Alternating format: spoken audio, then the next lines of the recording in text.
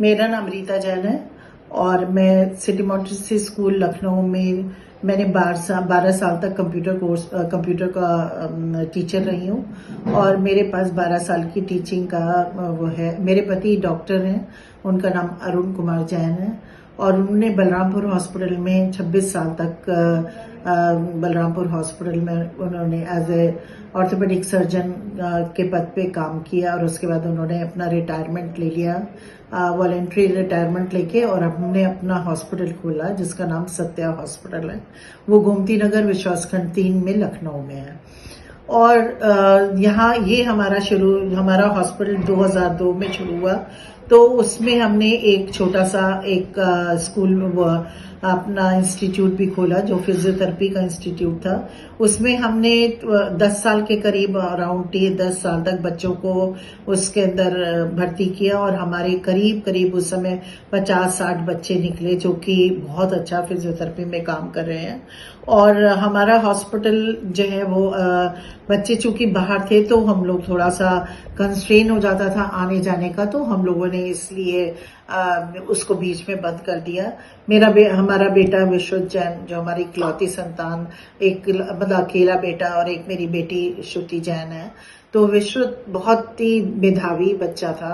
वो Singapore scholarship में select हुआ और वो सिंगापुर में काम कर रहा था और वो शुरू से उसके अंदर बहुत ही दयालु बच्चा था और उसने सिंगापुर में जा करके भी चैरिटी करनी शुरू की। उसने कम से कम 650 जो वहाँ के काम करने वाली है उनको एम्पावर किया, क्योंकि उनके पास अपने कोई भी जो है ना बैंक में कोई भी खाता नहीं था। तो उसने और उसके फ्रेंड्स ने मिलके उनके खाते खुलवाए और उसने उन लोगों को ये एनकरेज कराया कि तुम लोग सारा पैसा जो तुम लोग अपने घर में भेज देते हो और तुम्हारे पास अपने लिए कुछ भी नहीं रहता है और तुम्हारे पेरेंट्स वहां पे उन पैसों से वो लोग अच्छी जिंदगी जी रहे होते हैं और तुम्हारे पास अपना एक भी पैसा नहीं होता है। तो उनको उसने ये समझाया कि तुम लोग अपने पेरेंट्स के लिए एक छोटा छोटा कोई व्यवसाय खुलवाओ ताकि उनको जो है तुम्हारे पर पूरी तरीके से निर्भर ना होना पड़े, वो लोग अपना निर्भर हो जाएं और उसके बाद तुम लोग अपने बारे में भी सोचो। तो लोगों को ये बात बहुत पसंद आई और उसमें से बहुत सारी जो होम में वो जो सर्वेंट्स थी उन लोगों ने अपने खाते खोले और उसमें उन्होंने अपना पैसा डाला और उसके बाद कईयों ने तो कंप्यूटर कोर्स भी किया, कईयों ने कई कोर्स करके अपनी उस स्थिति से अपने को और ऊपर करा। तो इस तरह से उसको चैरिटी का बहुत शौक था और वो हमेशा जो है वो जाता रहता था। नेपाल उसको बहुत पसंद था, काठमांडू, तो वो लोग ट्रैकिंग के लिए जाया करते थे। तो एक बार उसने एक छोटी सी प्यारी सी बेटी को देखा जो कि सर्दी में काम कर रही थी। तो वो नेपाल में बॉन्डेड लेबर्स का बहुत प्रथा है, वहां पे लड़कियों को जो है पैसा लेके वो लोग बेच देते हैं क्योंकि वहां पे बहुत गरीबी है। तो उसको ये देखकर बहुत दुख हुआ कि एक लड़की जो है ठंड में काम कर रही है और उसको कोई भी उसका देखने वाला नहीं है, उसके प्रति किसी को मर्सी नहीं थी।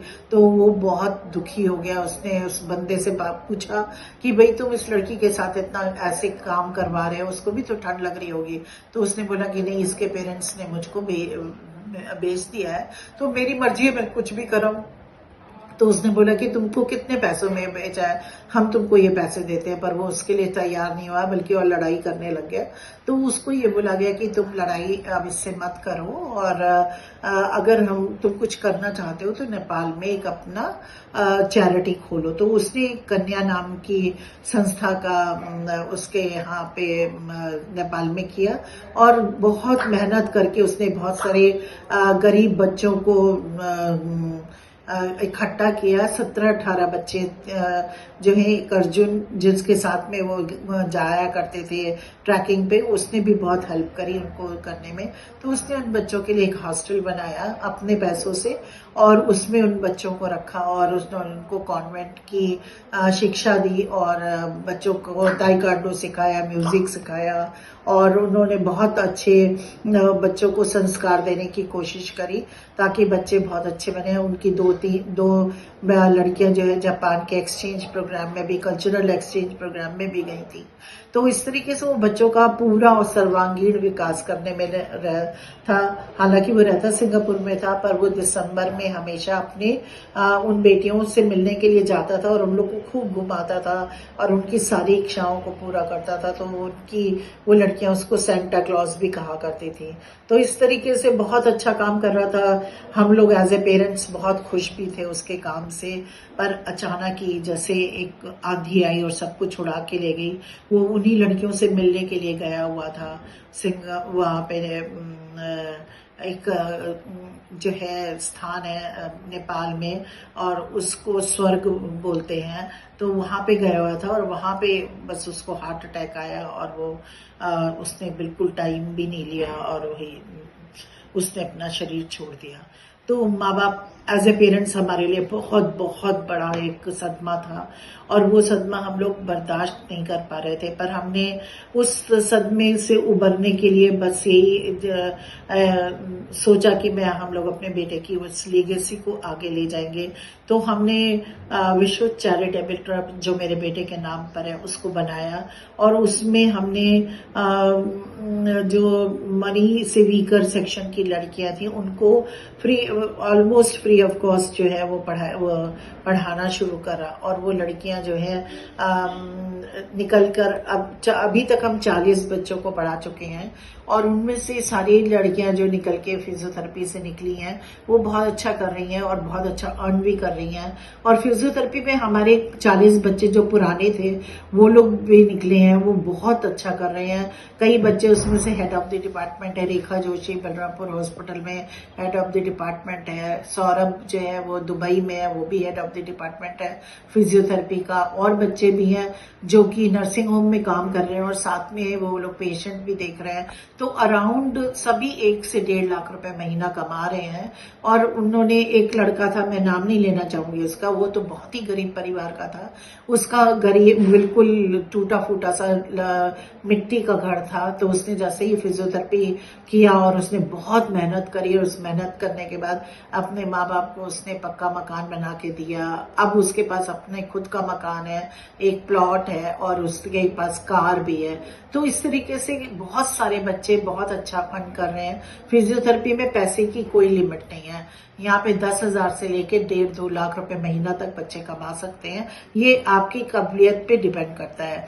तो मैं ये चाहती हूँ कि ये इतनी अच्छी विधा है और धीरे धीरे ये और बढ़ती जा रही है, क्योंकि हम 130 करोड़ जो हमारे लोग हैं उनके 2 हाथ 2 पैर हैं और ये गठिया वगैरह में फिजियोथेरेपी का बहुत बहुत बड़ा हाथ होता है।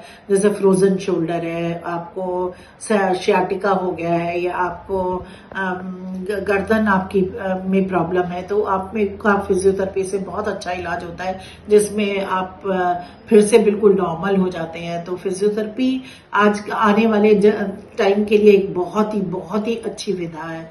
तो ये इंटरमीडिएट के बाद आप इसमें एडमिशन ले सकते हैं।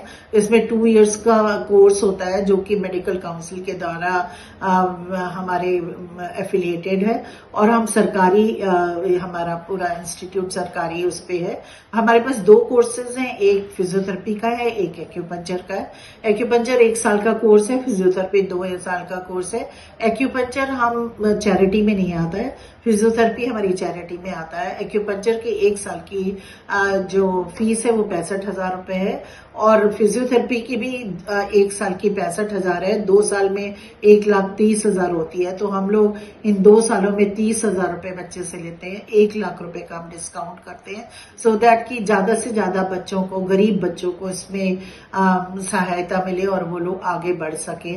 तो 12th का रिजल्ट निकलने वाला है। मैं चाहती हूँ कि आप और हमारे इस इंस्टीट्यूट में बहुत सारे हम और भी बच्चों के ओवरऑल डेवलपमेंट में बहुत ज्यादा ध्यान रखते हैं। तो हम इसमें योगा कराते हैं, वाद विवाद प्रतियोगिता कराते हैं, इसमें सिंगिंग कंपटीशन कराते हैं, उनकी ग्रूमिंग करते हैं, उनको हम सलाह देते हैं कि आप लोग आगे, जैसे बच्चे जो सेकेंड ईयर के होते हैं उनको उनकी क्लिनिक करने में उनको क्या करना चाहिए आगे, उसमें सलाह भी देते हैं सो दैट कि वो अपनी लाइफ को अच्छे से भी बिता सकें। तो आप अगर कोई बच्चा भी अगर इस कोर्स में आना चाहता है तो वो ज़रूर से आए, हमारी बाहें खुली हैं उसको लेने के लिए। हमारे पास 30 सीट्स हैं जिसमें 15 हमारी पेड सीट है और 15 हमारी चैरिटी की सीट है। और अगर आप लोग में से कोई इंटरेस्टेड है तो आप लोग ज़रूर से अपना स्थान जो है सुरक्षित करा लें और आके यहाँ मतलब फॉर्म भर के, और जब जैसे ही आप वो खुलेगा ये एडमिशन खुलेंगे हम आपका एडमिशन फटाक से कर देंगे।